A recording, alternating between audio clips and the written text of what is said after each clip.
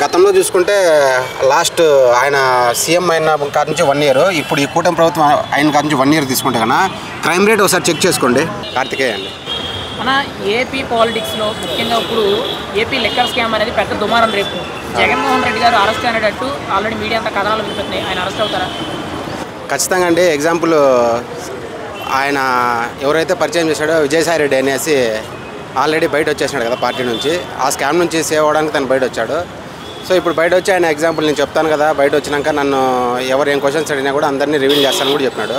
So అవకాశం ఉంది కదా డెఫినెట్గా. ఏపీ లిక్కర్ స్కామ్ అనేది జరిగిందనుకున్నారా? మీ ఒపీనియన్ ఏంటి?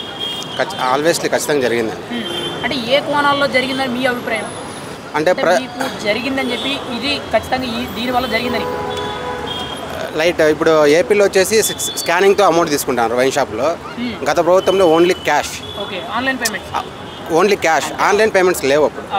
సో ఆ క్యాష్ అంతా గవర్నమెంట్ రన్ చేసింది కదా వైన్ షాప్స్. సో అప్పుడు ఖచ్చితంగా అది జరిగింది, ఫ్రాడ్ జరిగింది అనేసి అది ఓపెన్ సీక్రెట్. అది పెద్ద.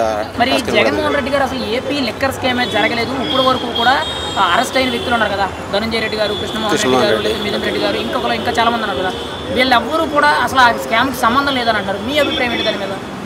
అంటే ఇప్పుడు అది ఆల్రెడీ కేసు ఫైల్ అయింది, దాని మీద రన్ అవుతుంది కాబట్టి దగ్గరలోనే 1 మంత్లో అంతా క్లియర్ అయిపోతుంది ఖచ్చితంగా. వైసీపీలో నాట్ ఓన్లీ మనకు వినిపించే పేర్లే కదండి, వినిపించిన పేర్లు కూడా బ్యాక్గ్రౌండ్లో ఉండే వాళ్ళు కూడా అతనికి సపోర్ట్ చేసి ఇక్కడ హైదరాబాద్ తెలంగాణ గవర్నమెంట్లో సపోర్ట్ చేసిన వాళ్ళు కూడా మొత్తం మీద అలజడి ఉంది.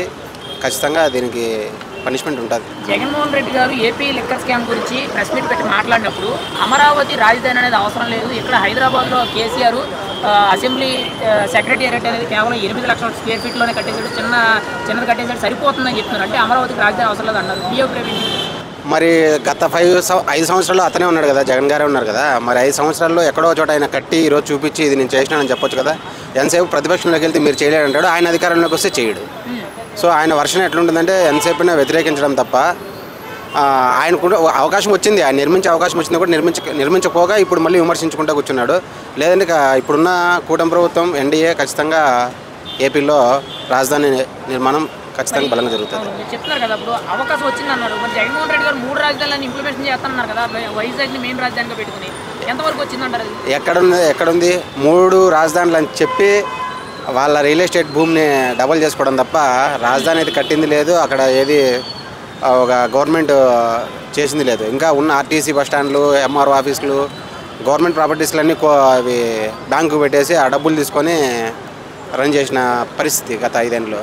ఒక సాధారణ ఓటర్గా మీకు ఇలాంటి సంక్షేమ పథకాలు కావాలా, లేదనంటే అభివృద్ధి కావాలా, యువతకు ఎంప్లాయ్మెంట్ ఇచ్చే విధంగా అభివృద్ధి కావాలా?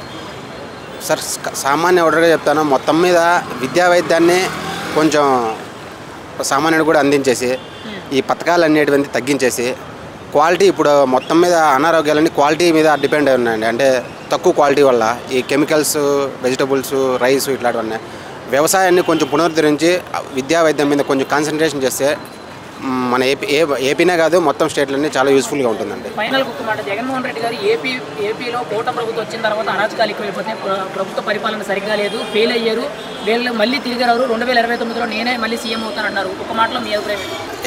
గతంలో చూసుకుంటే లాస్ట్ ఆయన సీఎం అయిన కాడ నుంచి 1 ఇయర్, ఇప్పుడు ఈ కూటమి ప్రభుత్వం అయిన కాడ నుంచి 1 ఇయర్ తీసుకుంటే కన్నా క్రైమ్ రేట్ ఒకసారి చెక్ చేసుకోండి, మీకే అర్థమైపోతుంది అప్పటికి ఇప్పటికి డిఫరెన్స్.